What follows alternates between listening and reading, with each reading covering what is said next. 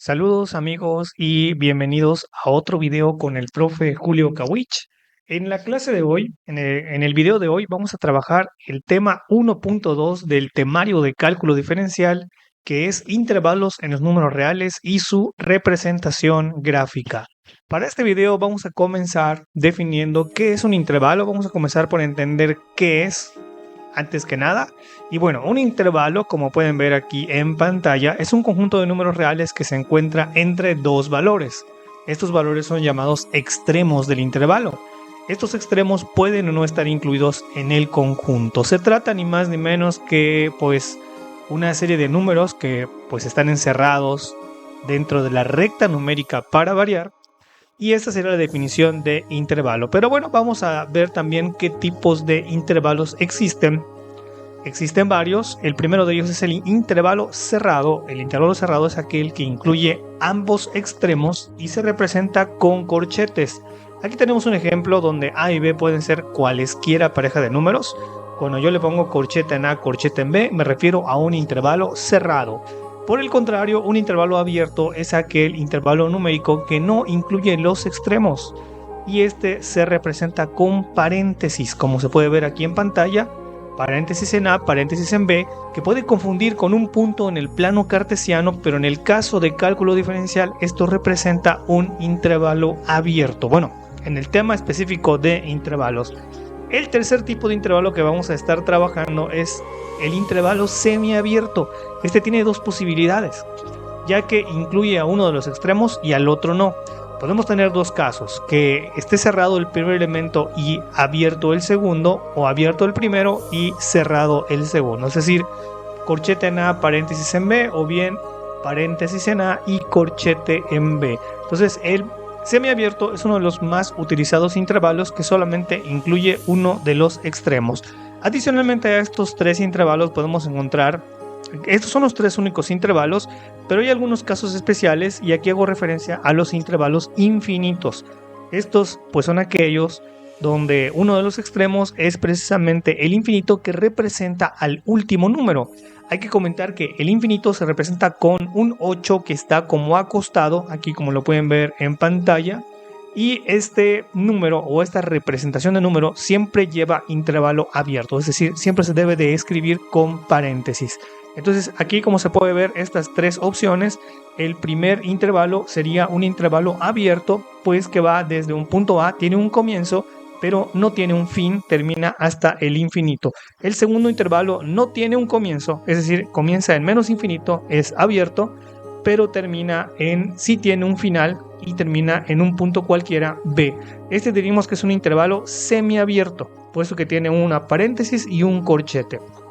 Por último, este último intervalo representaría toda la recta numérica, ya que comienza desde menos infinito y hasta más infinito, manejamos paréntesis, por lo que sería un intervalo abierto.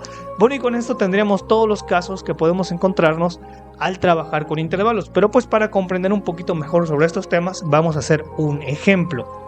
A ver, vamos a hablar del conjunto de los números reales que estén entre 2 y 5, pero que se incluya al 2 y no al 5. Tendríamos dos maneras de representar esta notación. La primera sería con intervalo. Como quiero incluir al 2, le pondría corchete, y como no quiero incluir al 5, le pondría paréntesis, de tal forma que ese sería un intervalo semiabierto. Pero aquí viene lo más importante, que es cuál es la otra notación, la notación de conjunto, y se escribe de esta manera: es el conjunto de los números x que pertenecen a los reales, me estaría faltando esta parte, tales que 2 es menor o igual que x y a la vez x es menor que 5. Es decir, si quiero hablar de todos los números que están entre 2 y 5, debo hacerlo con esta representación de desigualdades. Poner al 2, al 5 en las esquinas, al x en medio y manejar específicamente los símbolos de menor que o menor o igual, dependiendo de si tengo corchete o paréntesis. Si tengo corchete debo manejar menor o igual, pero si tengo paréntesis debo manejar menor estricto.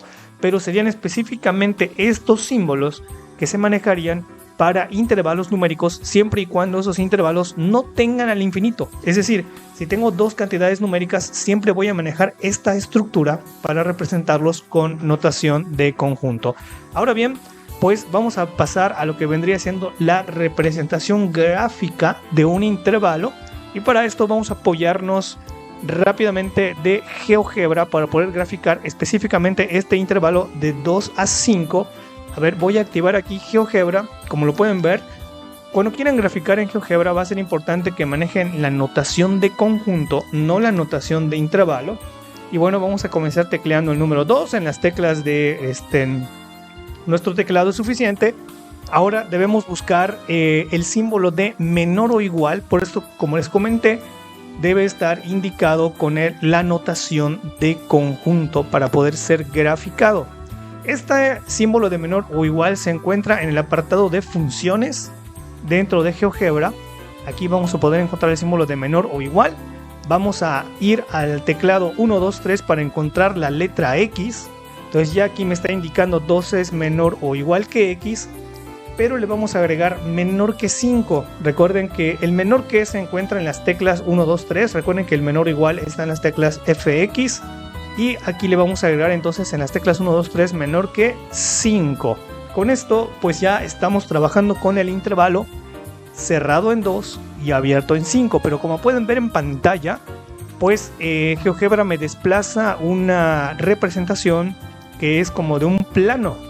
Si queremos solucionar este problema para que no nos aparezca así y nos aparezca la representación dentro de la recta numérica, debemos de seleccionar esta figura. La seleccionamos con el clic izquierdo, damos luego clic derecho, seleccionamos propiedades, nos vamos al apartado de estilo, el que dice estilo, y vamos a pedirle que nos muestre la gráfica sobre el eje X. Vamos a seleccionar esta opción y también de paso podemos regresar al apartado de básico, pedirle que nos quite la etiqueta para que la etiqueta de la letra A no aparezca. Cerramos esta pestaña y entonces aquí ya tendremos la representación numérica. Le voy a dar un poco de zoom. La representación numérica de lo que vendría siendo el intervalo cerrado en 2, abierto en 5. Aquí está, amigos, lo podemos ver en pantalla. Esto sería un intervalo en GeoGebra y su representación gráfica.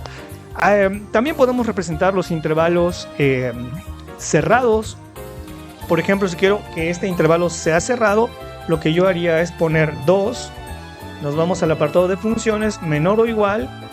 Ponemos de nuevo X, ponemos de nuevo menor o igual y colocamos ahora el 5. Le damos Enter.